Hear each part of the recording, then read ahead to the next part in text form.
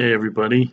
I just wanted to talk briefly about something I touched on in my last video regarding the Paradise campfires. I just wanted to talk a little about, like I said, about the fire and some interesting parallels with the fire. Now, if you're familiar with PG&E, who puts out the smart meters in that area, you know that PG&E is owned by the Rothschilds. Now, just to give you a little background on PG&E, Pacific Gas and Electric, there's one particular case that I'm sure that everybody has pretty much heard of, if not through the news, through a movie. Does the name Eric Brockovich ring a bell? Well, years ago, Pacific Gas and Electric promised to clean up the groundwater beneath Hinckley, a small Mojave desert town crossed by one of the company's natural gas pipelines. A toxic form of chromium used by PG&E had seeped into the water in a place where every home needs a well. Helped by a little-known law clerk named Eric Brockovich, 636 Hinckley residents sued the San Francisco utility and in 1996 won a $333 million settlement. Well, guess what? Their second Hinckley lawsuit. 17 years later, the chromium remains, and despite PG&E's efforts, the plume of tainted water appears to be spreading, with the chemical showing up in more wells than before. And if you don't remember Eric Brockovich, Julia Roberts played her in the 2000 movie. The Rothschilds, the name itself means Red Shield. They were the Bauer family, B-A-U-E-R. Amschel Bauer was the kingpin, if you will, of the family, and they changed their name to Rothschild, to the Red Shield. And like I said, since PG&E is owned by Rothschild, and their smart meters are part of the reason that houses just exploded for no reason at all, with no trees or anything around it going up in flames, just the house itself melting to basically a puddle of mercury, it looked like.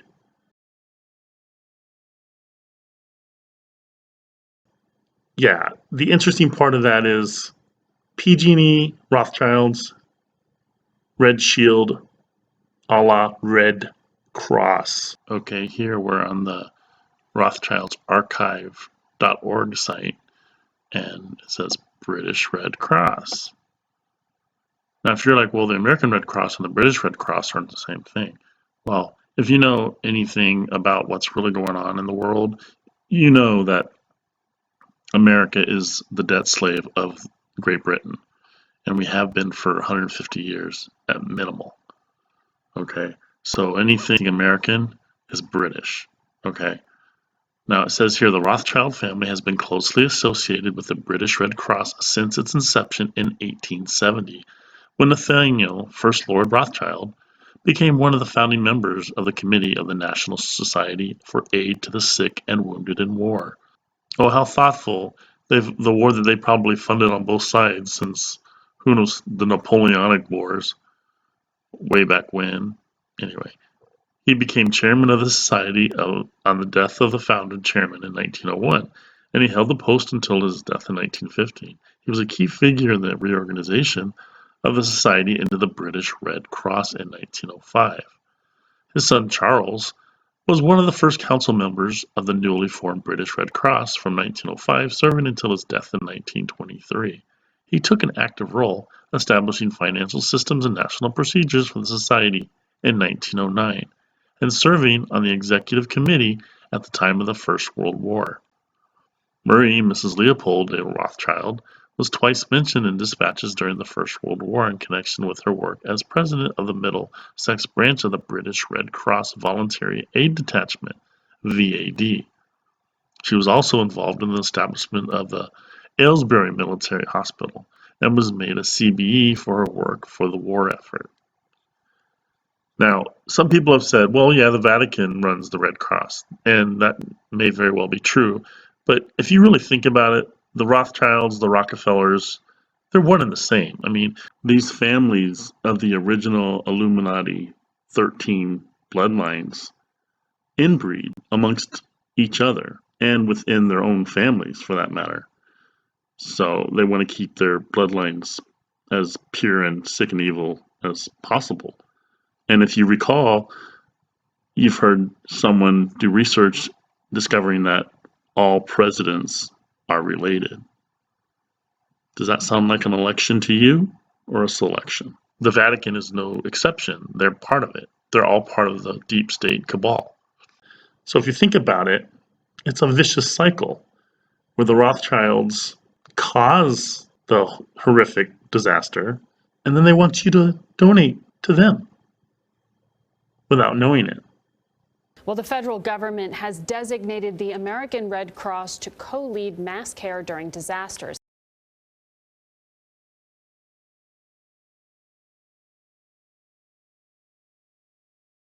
Take us through the donation process.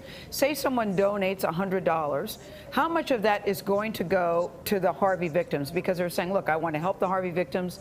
I'm so moved. There are some concerns that some of that money goes to Red Cross overhead, Red Cross PR. So how much of that $100 actually goes to the Harvey victims that people want to help? Well, on average, 91 cents of every dollar that we spend goes to our services. Harvey, when you say our services, I don't know if that means Red Cross services or the money that's going to the Harvey victims. It's Red Cross services that are going, so things like food, things like supplies, things like cleanup kits. And depending on the level of financial support that we get, we'd also like to give financial support. You heard that correctly. And here's another article explaining their discrepancies. Natural News. If you're familiar with Mike Adams, the health ranger, the group has publicly celebrated its work, but in fact, the Red Cross has repeatedly failed on the ground in Haiti. This is back in 2010. Confidential memos, emails from worried top officers, and accounts of a dozen frustrated and disappointed insiders show the charity has broken promises, squandered donations, and made dubious claims of success. The Red Cross says it has provided homes to more than 130,000 people, but the actual number of permanent homes the group has built in all in Haiti? 6 houses. Yes, according to a joint ProPublica and NPR investigation, despite boasting that it has provided housing for 130,000 people, the charity has only built 6 permanent homes. The problem, according to the report, is the Red Cross's heavy reliance on foreign workers who could not speak French or Creole, as well as micromanagement from Washington, where people had little experience in development. The Red Cross said in a statement to RT, thanks to the generosity of our donors, almost 5.5 years after the devastating earthquake in Haiti, the American Red Cross has made a difference in the lives of millions of Haitians who desperately needed help and humanitarian assistance. These funds have helped build and operate 8 hospitals and clinics, stem a deadly cholera outbreak, provide clean water and sanitation, and move more than 100,000 people out of makeshift tents into safe and improved housing. However, the investigation points out that the quality of such improved housing is generally poor and, of course, temporary. Not only that, but the Center for Economic and Policy Research, or CEPR, recently questioned the Red Cross as to how they keep track of the number of people they claim to help. And the reality is that the Red Cross counts even people trained in proper construction techniques as benefiting from their programs. The Red Cross refused to tell ProPublica how much money went to which projects or even point to results of specific initiatives. What remains certain is that despite a multi-million-dollar fundraising effort endorsed by the likes of First Lady Michelle Obama to build 700 homes by 2013, while the money came through, promised houses did not go up. Today, at least 80,000 Haitians are homeless, according to CEPR. And at this pace, it looks as though the Western Hemisphere's poorest nation is bound to receive little support from the U.S.'s fifth largest charity. Now, my last rant will be on the Red Cross. Because the Red Cross, if anybody wants to donate to the Red Cross, please call me. I beg you not to send them a penny. They are the most inept, unorganized organization that I've ever experienced. I've been in Kingwood fighting this thing, and we have not seen one person, not a single person from the Red Lost. Yet, every time I turn on the TV, they're receiving multi hundreds of millions of dollars. What are you guys doing with it? How many contractors you're helping us with? So to this day, many days after the hurricane hit, I have not seen a single person in Kingwood or in Clear Lake that's a representative of the Red Cross. You know who opened our shelters? We did. You know who sent water and supplies? We did. People didn't have cots. We got them blankets. We didn't get a darn thing from the Red Cross. So if anybody wants to send them money, don't waste your time, don't waste your money. Send it to other causes. Thank you, Mayor. Thanks, Councilman Martin. In effect, the Red Cross exploited the Haiti earthquake as a way to get gullible donors to wipe out its massive operational debt. Who were the other people that allegedly ripped off Haiti with $1 billion in donations? Oh, right, that was the Clinton Foundation, right? Not much difference if you ask me. I'll leave a link in the description with this article because it's pretty fascinating to say the least. Mike Adams rails on them pretty good, explaining who the Red Cross really is and what they're really all about. So let's recap. Red Cross is owned by the Rothschilds, and so is PG&E. Anytime we donate to the Red Cross for harpicanes, whatever, now you know where it's going. Makes you sick, doesn't it? I know it does me.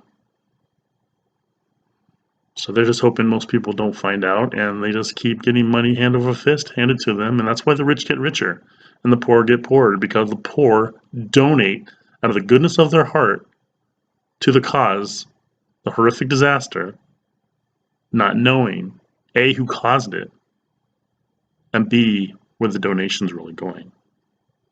Anyway, I just wanted to briefly talk about that and see if anybody was aware of that, and if they're not, now they are.